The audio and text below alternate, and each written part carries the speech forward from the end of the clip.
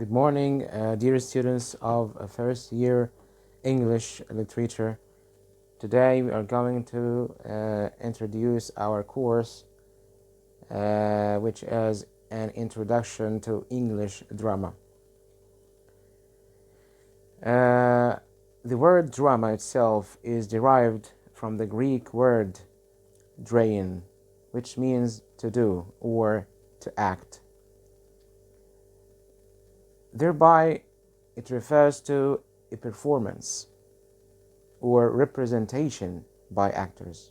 If we'd like to define the word drama, so it is a representation or a performance by actors on a stage.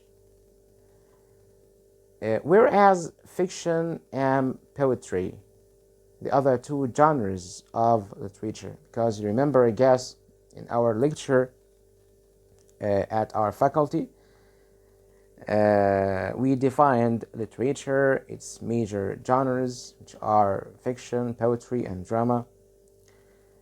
So, whereas the other two genres, fiction and poetry, depend on written or spoken texts, because poetry and drama are not performed on the stage.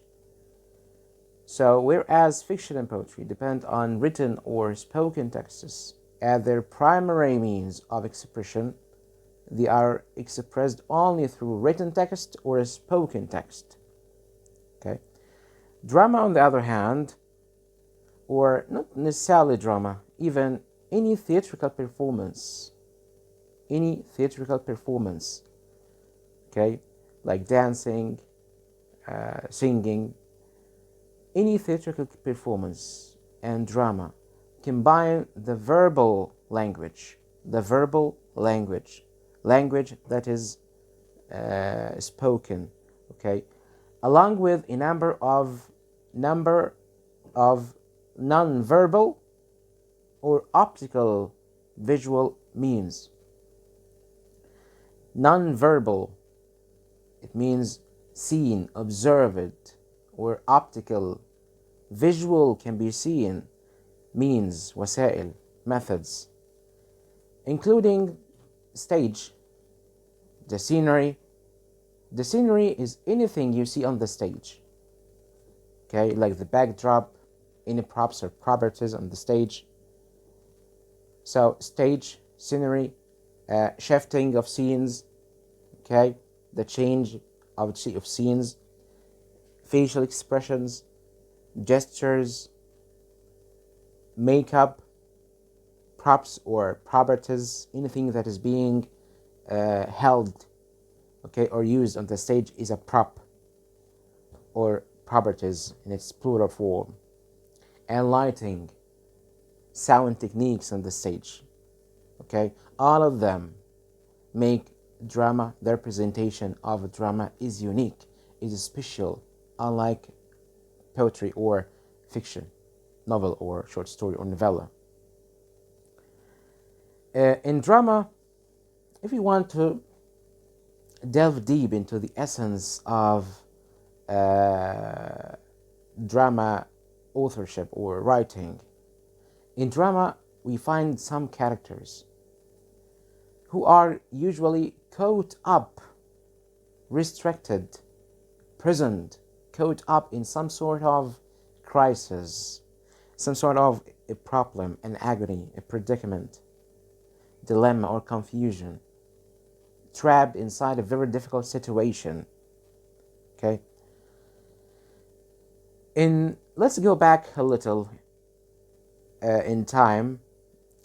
In Greek and medieval drama, because we have classical drama, medieval drama, and modern drama.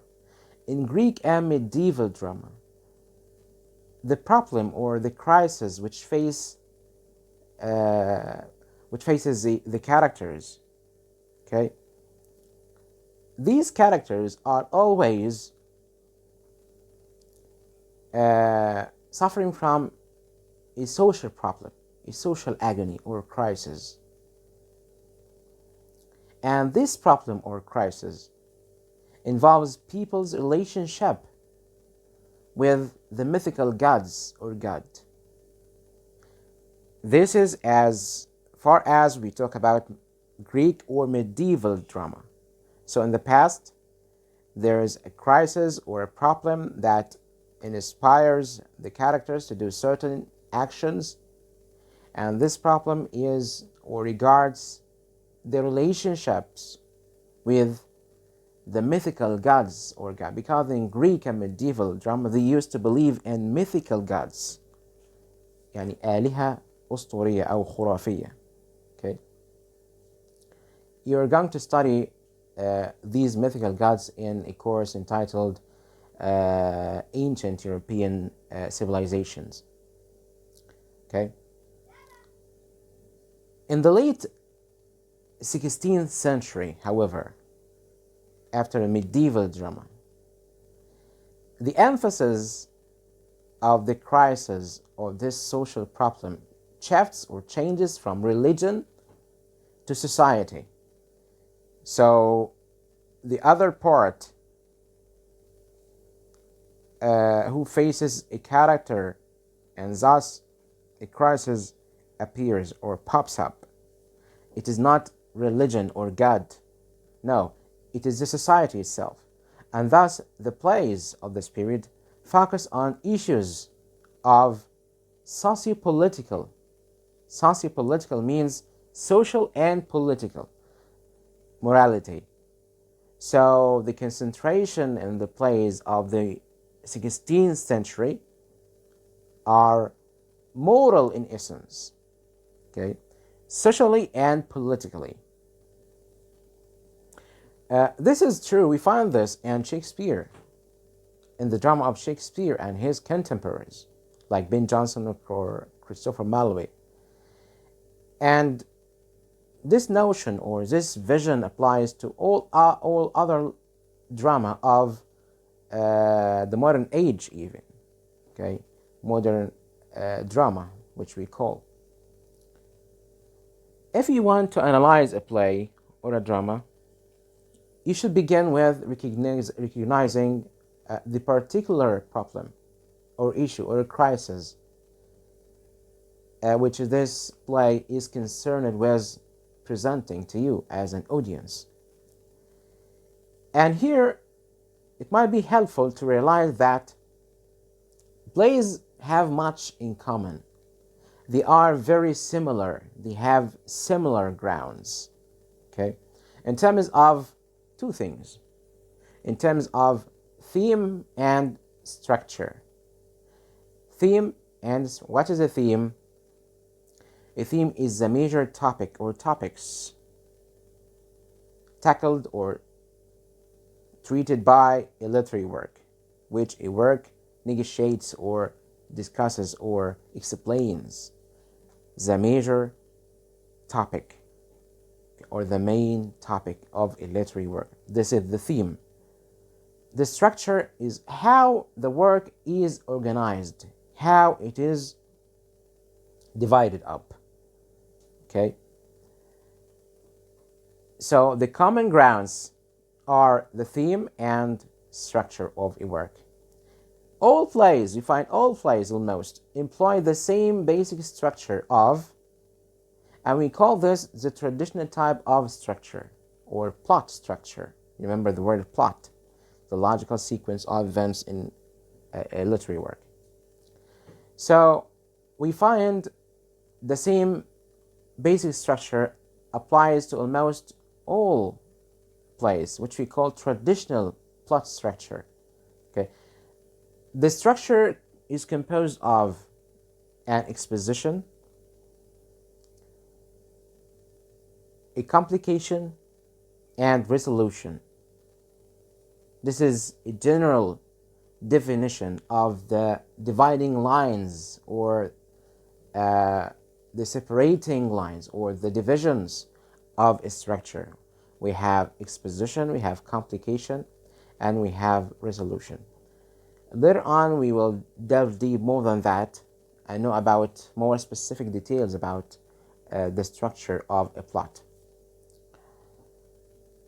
But generally speaking, this position ما نسميه الاستهلال البداية, الاستهلال, the exposition of a literary work. What is the function of the exposition? It prepares the ground. To whom?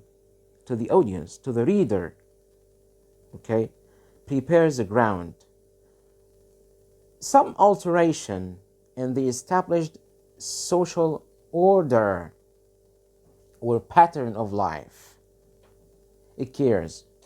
So there must be, at the beginning, there must be a shift in the social order which is really seen or applicable on the stage. It occurs, a shift.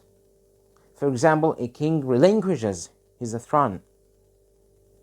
Okay? Which means, this kind of shift, it means that the existing social order of life during the course of the events of this play is about to be disturbed, unsettled, لا يستقر. Then we have the complication, ما نسميه بالتعقيد, or the rising action. The complication. The events begin to be complicated based on the initial social change we encounter in the first act. And this complication is usually the longest part of the play. A sense of disorder, the opposite of order is disorder. A sense of disorder prevails, spreads everywhere, okay, in the society, as the characters began to mourn, okay, to grieve over, يحزن على, the secure roles, their past roles, the roles they once had or played or functioned in the society that they once held, okay. In tragedy, and of course tragedy is one basic type of drama, because in drama we have two major types. We have comedy and tragedy. In a tragedy, for example, a king might have given up his throne, يتنازل عن عرشه مثلا. And we find this in King Lear. In comedy, okay, on the other hand, in comedy, characters who previously disdained love, hated love, the idea of love itself, might find themselves absurdly in love. يعني absurdly in love. يعني aimlessly in love. In love without a purpose. عبثا in love. For example, As You Like It is one great example of a play which we call a romantic comedy. It is equally important to recognize that the art of theater or drama differs from both prose fiction and poetry. In a poem, the reader usually encounters the personal feelings of the poet. The reader, when you read a poem on a page or listen to it, you encounter or face or experience the same personal experiences expressed by the poem. And so the poem is what we call is subjective. Subjective, not objective but subjective. يعني شخصية مبنية على دوافع شخصية. He expresses his own feelings, not anybody else's feelings, okay, or the society's feelings. The novel, on the other hand, examines the intricate relationship, this complicated relationship between individuals and their society. It tests the relationships of people or characters in front of the society. Plays or dramas, however, are works of art acted on, as I told you, on a public stage. And at this point, I must guide your attention to the fact that some dramas are written not to be performed on the stage, but to be read, only read, so audiences can read it and not watch it on the stage. We call this type of drama closet drama. Okay, so a drama is acted on a public stage and focus on public questions, public issues. Okay, and these issues or questions, قضايا, okay, relate to the social and political organization of the society. So these issues criticize or comment on the social organizations of the society, the political organizations of the society. Okay. For example, we call marriage a social organization in the society. The government is a political organization in the society. And such plays offer a kind of a critique or criticism of either social or political organizations. The central section of a play, which we call a climax, the central section of the play is the climax, هو ذروة الأحداث, begins to raise questions about the whole social order within which people live. And as the characters or the actors begin to find themselves in unfamiliar and uncomfortable predicaments, when the characters begin finding themselves in unfamiliar, means it is the opposite, of course, of familiar, unprecedented, unknown to them, unconventional. And at the same time, these situations are uncomfortable. They become restless, مش مرتاحين, in uncomfortable predicaments or crises, problems. As they experience these, the reader, which is you, the reader becomes forced to consider how dangerous. The reader becomes very attentive and begins asking questions about the dangers that this social order might bring to the characters, and how this kind of problem or agony or predicament might bring collapse to the social organizations of the society, whether moral, political, or social.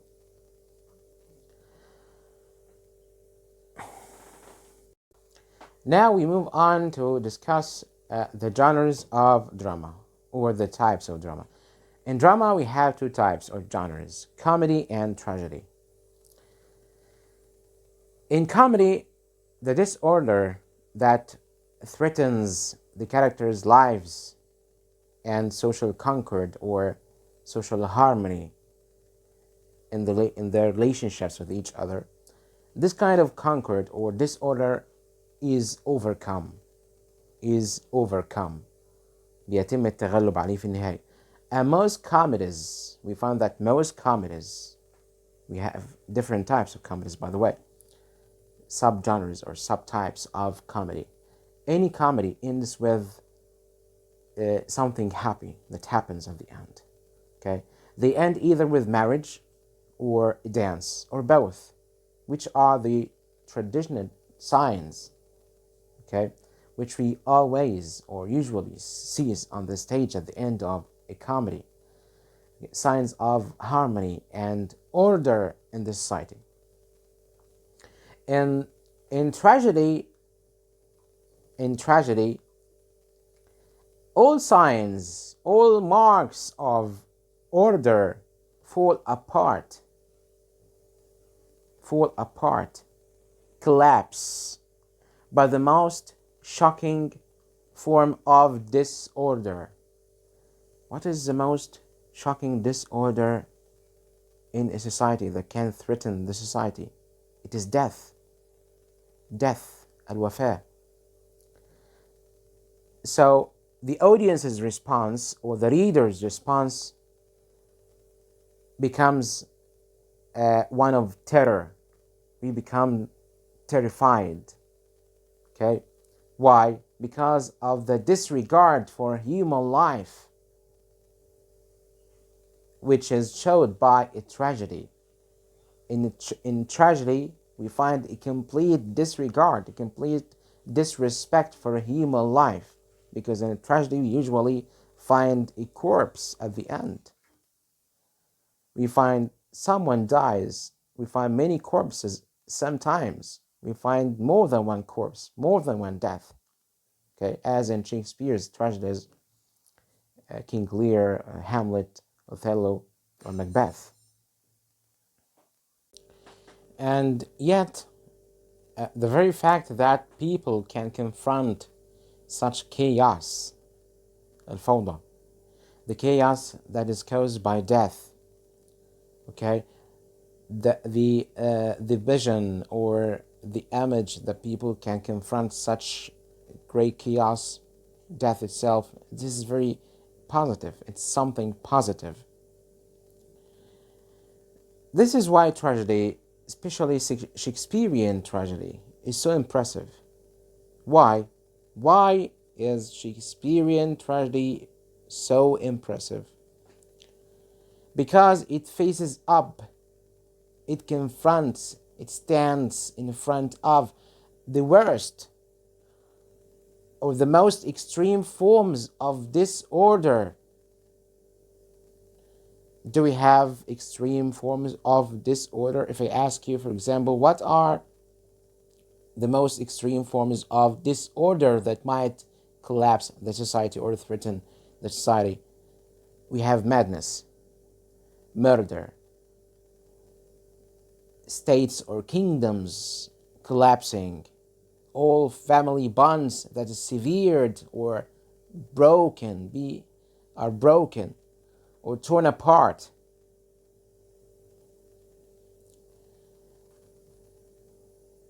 If we want to concentrate more on comedy,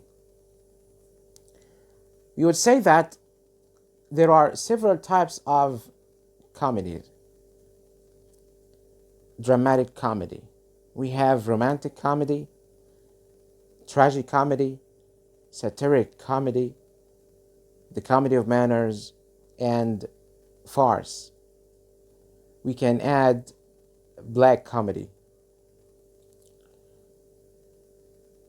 But what differences we have between these items, between these different types of comedies? What is the difference? Let's begin by saying that comedy is generally about laughing at people caught in difficult situations. We don't laugh at them because they are ugly or doing something irrational, for example. No, indeed they do, but this is not the major reason. No, we laugh at them in a comedy. We laugh at them because we find them caught in difficult situations, which we know they will usually be able to solve these situations or problems.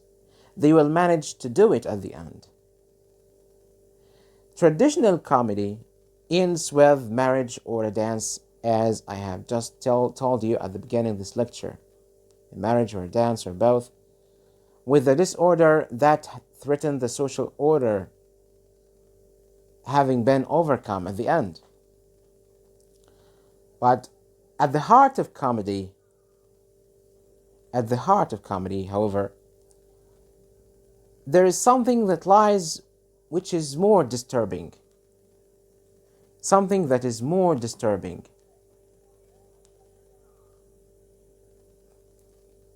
A comedy is a way of looking at the world that regards the whole of social life as an elaborate farce. farce, مسرحية هزلية, which is constantly disturbed by people's folly, people's mistakes, which we usually laugh at. Comedy often shows us how people's irrational impulses, how people's attitudes which are irrational, غير عقلاني, غير منطقي, illogical, crazy doings, such as love or greed, caused by either love, hatred, for example, or their absurd self-importance. Sometimes we find that their folly is their sense of self-importance, which is absurd. All of these, whatever the example is, all of these, they undermine any claims of society to be a rational, civilized order. These follies destroys the notion that the society is ordered or rational.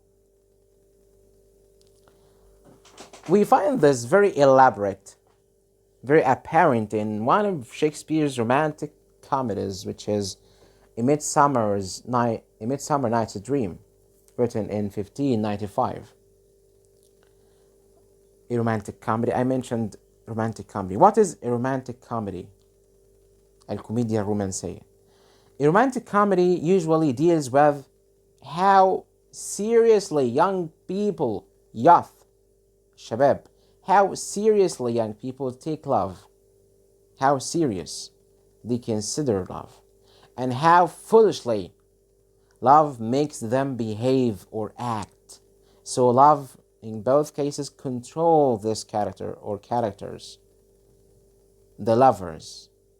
And so we find them commit many mistakes, follies, which disturbs the society or the social order of their environment. This type of romantic comedy is a gentle form of comedy, a light form of comedy. But in some cases, it can be very disturbing. As, for example, in The Merchant of Venice, written by Shakespeare in 1596.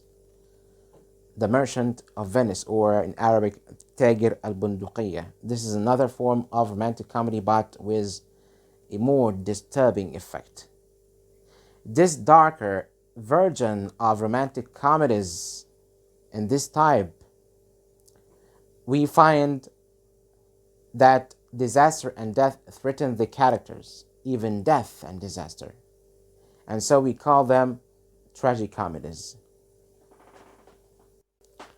A tragicomedy complicates, تعقد, the basic pattern of comedy.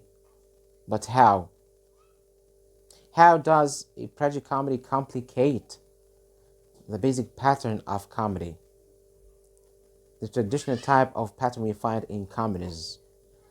This happens by making us, or the readers or the audiences, making us aware of how unsympathetic society can be or prove when it confronts the excesses of love. What are the excesses of love? It means the irrational behavior of lovers, the follies of lovers, the mistakes committed by lovers. And here we can say that the major difference between a romantic comedy and a tragic comedy is that in romantic comedy we find the action is set in an imaginary setting or atmosphere, unlike a tragic comedy which the action is set in a more realistic atmosphere or setting. A romantic comedy is most often associated with Shakespeare.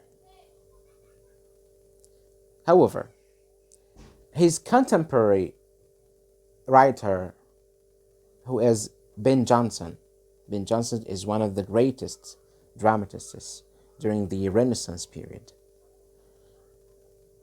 Ben Jonson is most associated with satiric comedy, and this is the third type of comedies. We talked about romantic comedies, tragic comedies, and here we have satiric comedy, or al-commedia al-sakhira. A satiric comedy is more constructive than a romantic comedy or a tragic comedy, because, it claims to laugh people out of folly. It tries to laugh at people who are drawn to very complicated situations.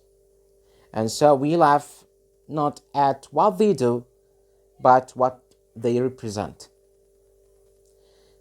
So characters in this type of play are presented as either disturbingly absurd, very absurd.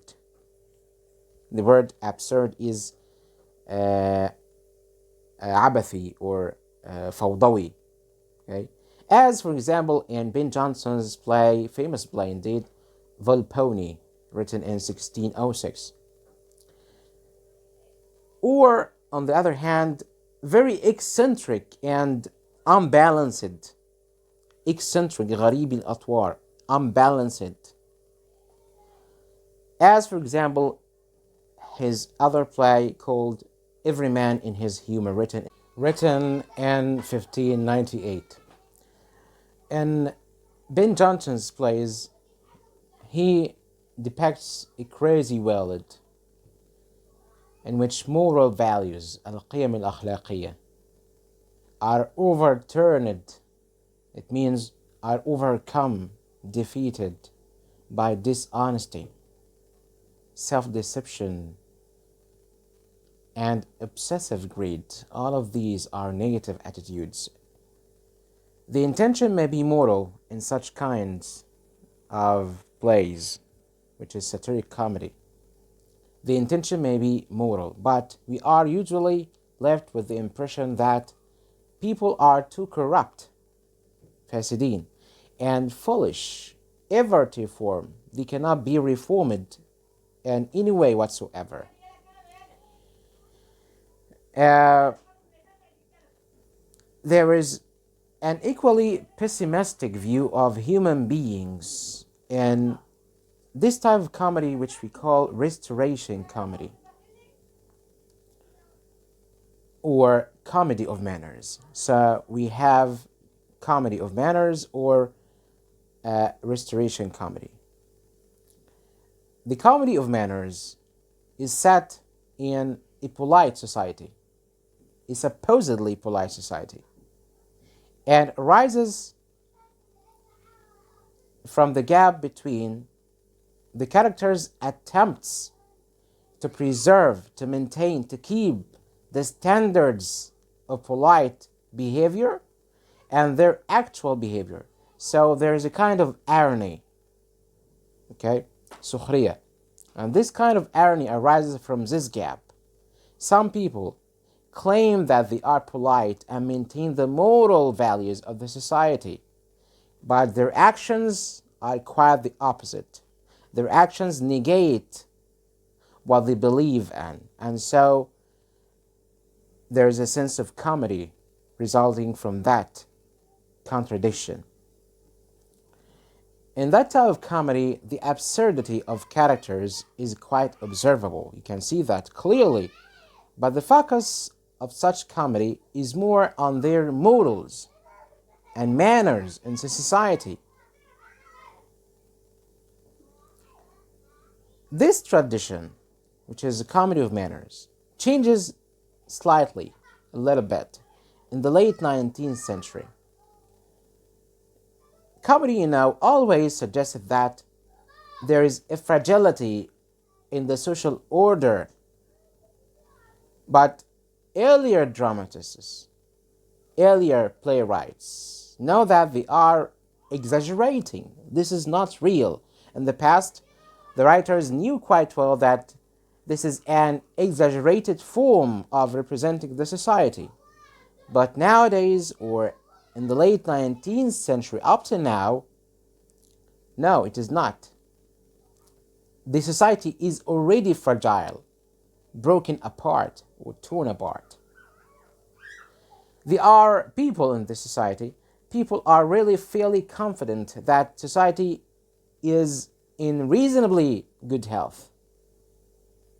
So the writers of the past, the people of the past, believe that society is in good health, but they warn against being unhealthy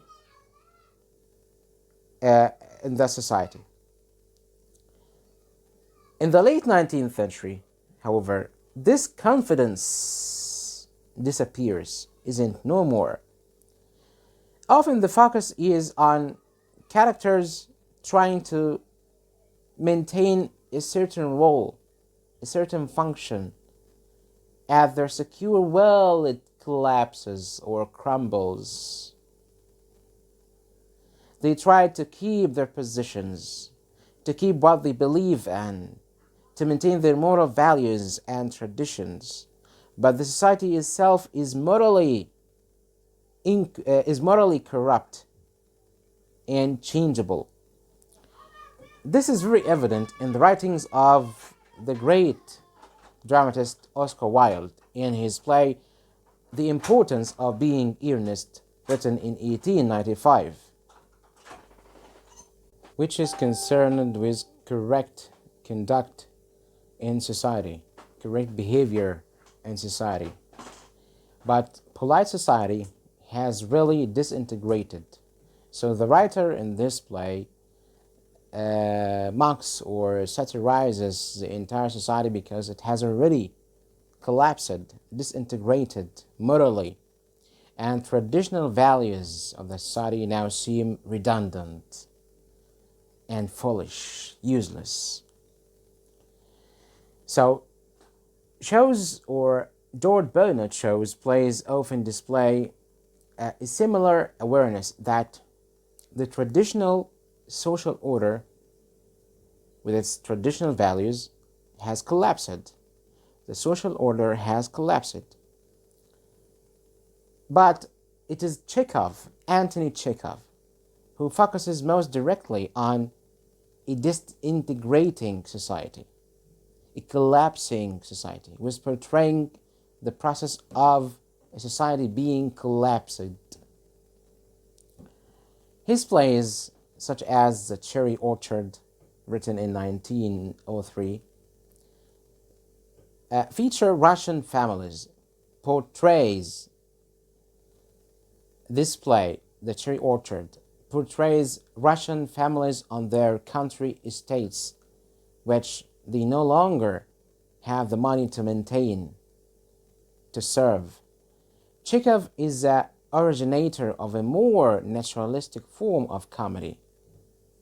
In that type of comedies, the stress isn't so much on human absurdity, human foolishness, human apathy, as on the absurdity of a world that shows so little concern of human beings. This form of comedy continues in the 20th century. In Harold Pinter's The Caretaker, Harold Pinter is a modern dramatist, one of the greatest during the 20th century. He's one of the absurd dramatists, most famous for such plays as The Caretaker, The Room, and others. So, in Harold Pinter's The Caretaker, 1960, we laugh, it's a comedy.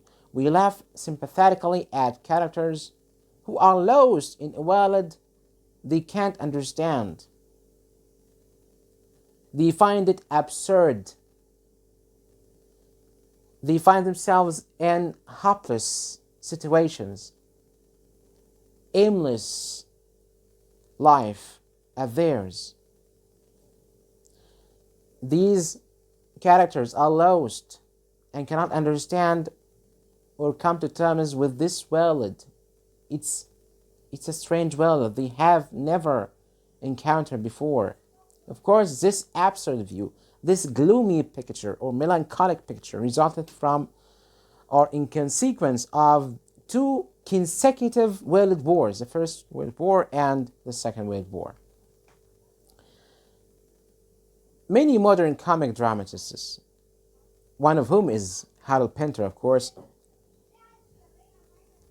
they feature or present to us the theater of the absurd, or absurd theater, المسرح العبثي, or in other terms, black comedy, الكوميديا السوداء. They view the social order as an illusion. It doesn't really exist. There is no social order at all, and believe that the world is absurd, and so present bizarre characters, strange characters, in bizarre situations, in comic situations, aimless situations, aimless attitudes, in endeavors to do something. Of course, we have many other writers besides Harold Pinter, such as Samuel Beckett, with his plays Waiting for Godot and Endgame, the most famous of all. In this type of plays, we find comic laughter is replaced by a grimmer form of comedy, a darker form of comedy involving violence. We witness violence as a change. Okay, violence that cannot change, or that is continuous. Violence, sick jokes, and farce. What is a farce? One of the basic types of comedy. Farce traditionally indicates a rather mechanical, or let us say meaningless, form of comic play. A comedy that is performed or written to arouse laughter, not to criticize or evaluate a situation or a society. No, laughter for laughter. It consists simply of an intricate plot, fun, and comic confusion. Okay? Let's move to a tragedy. Because as you know, we have divided drama into two sections or two types, comedy and tragedy. A tragedy is a play that ends with the death of the main character. And we have two types of tragedies: modern tragedy and classic tragedy. Let's begin by the traditional type of tragedies. And that type, mostly written by Shakespeare, okay, and his contemporaries, Ben Jonson and Christopher Marlowe, and by classical dramatists as well, such as Sophocles. This is a classical tragedy. In this type, we witness terrible disorder in the society, terrible, terrific. And another type of a tragedy, this is the second type. We have traditional or classical tragedy, and number two, we have modern tragedy, established by a great 19th century dramatist known as Henrik Ibsen, in which he focuses on the breakdown of family, the image of the family. Central to tragedy is the impression it conveys of how chaotic life becomes when the established social order is destroyed.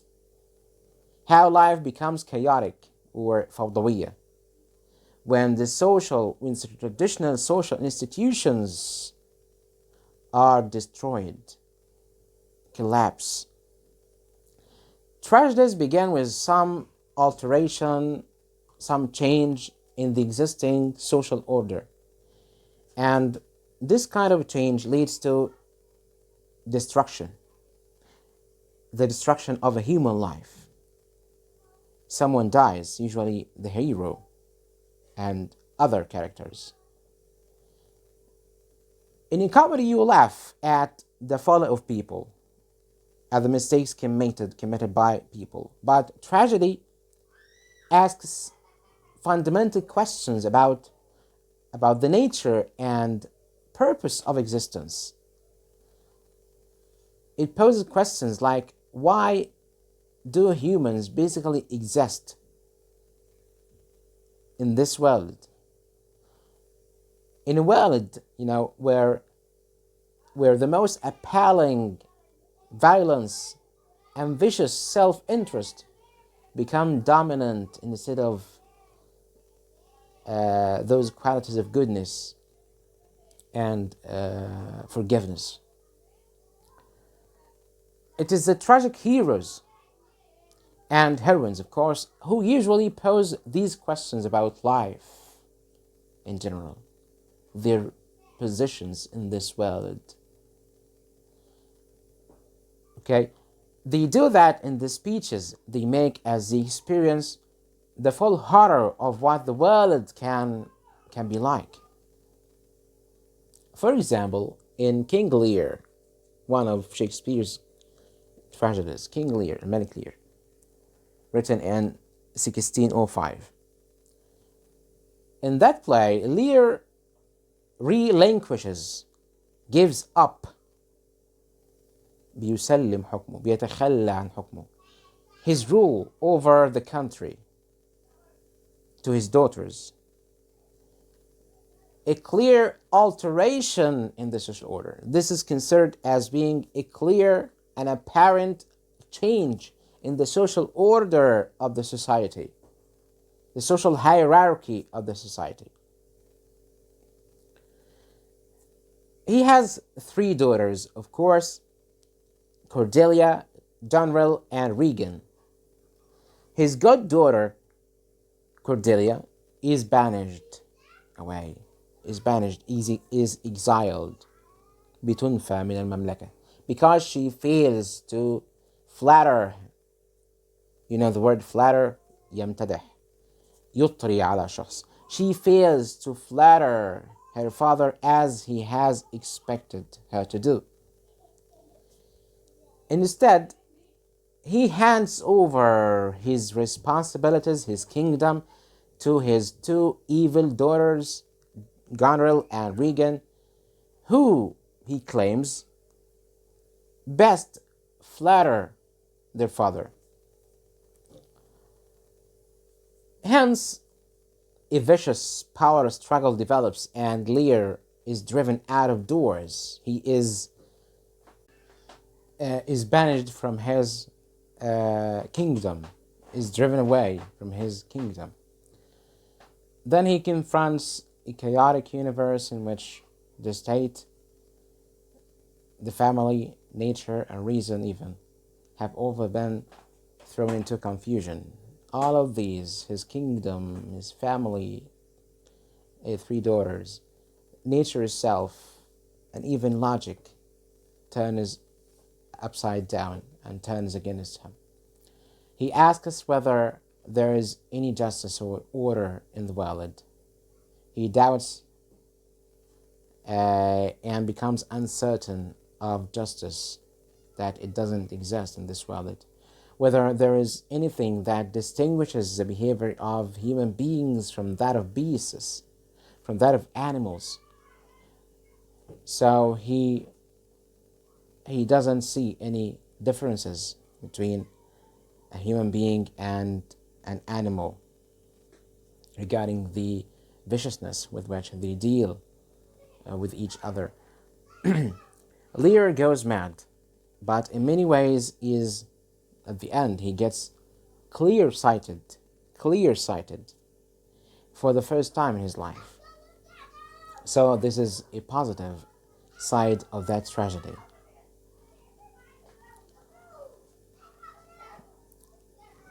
Whereas Shakespeare and his contemporaries focus on the whole state of humanity, on the position of a human being in an entire universe. Modern tragedians such as Henrik Ibsen, Eugene O'Neill, Arthur Miller, and others, they focus on the family as a social construct. It still has this family, traditional type of family, it still has the power to disturb. The family is the center unit of society. It is portrayed like that. The family is in the center of society. And if family life is presented or portrayed on the stage as diseased and corrupt, it can undermine our confidence. It can disturb or belittle our confidence, our trust that there can be any coherent order in the society, any harmony in the society. This is very evident in many of Henrik Ibsen's plays like A Doll's House, The Wild Duck, and others.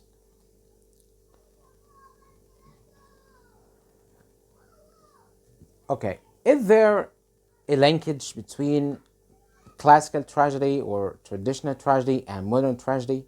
Is there any relationship, any commonalities? Well, what modern tragedy has in common with earlier tragedies is that it explores the painfulness of a world, of a universe where fictions of irrational social order can no longer be maintained.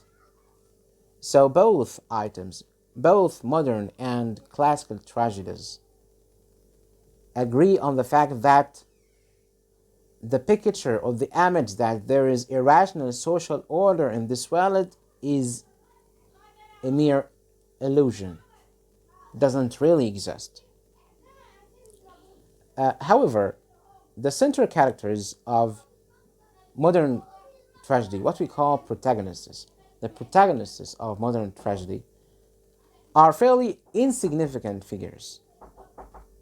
And so sometimes we call them anti-heroes, meaning that they are just ordinary people, common people, as opposed to the great men and women who appear in earlier tragedies, in traditional tragedies, which we call classical tragedies. This links up with the whole question of scale. Earlier tragedies look outwards, asking questions about the position of human beings in the entire universe. But modern tragedy centers itself in the family, in this small unit of the society, and then looks inwards inside the life of humans or characters inside that family.